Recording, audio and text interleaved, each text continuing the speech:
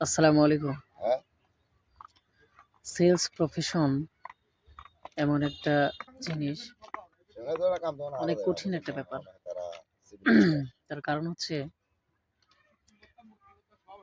একটা মানুষকে প্রোডাক্টের কোয়ালিটি বোঝানো, তাকে তার রেট সম্পর্কে ধারণা, আচ্ছা ঠিক আছে, তার কাছে মালটা দিলে রেট একটু খেয়াল মিউচুয়াল রাখবেন, হ্যাঁ? করা আর এবং এটা তার কাছ প্রেসক্রিপশন তাকে এটা বোঝানো, কতটুকু কি আসলে বা কয় তার কম কাছ কি থেকে আসলে টাকা সেটা নিয়ে আরো একটু আসা জানাবেন, ঠিক আছে?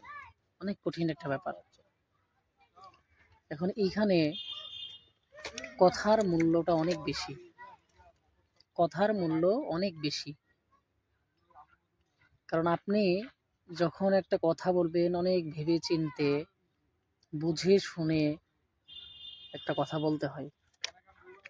আপনার কথার মধ্যে যদি কোনো জড়তা থাকে, আপনি পণ্য সেল করতে পারবেন না। কোনো জড়তা রাখা যাবে না। এটাই হচ্ছে সেলস প্রফেশনের কাজ। যদি আপনি কথায় ভুল করেন, আপনি সেইখান থেকে সেলসটা হারিয়ে ফেললেন। তো যারা সেলস প্রফেশনে আছেন,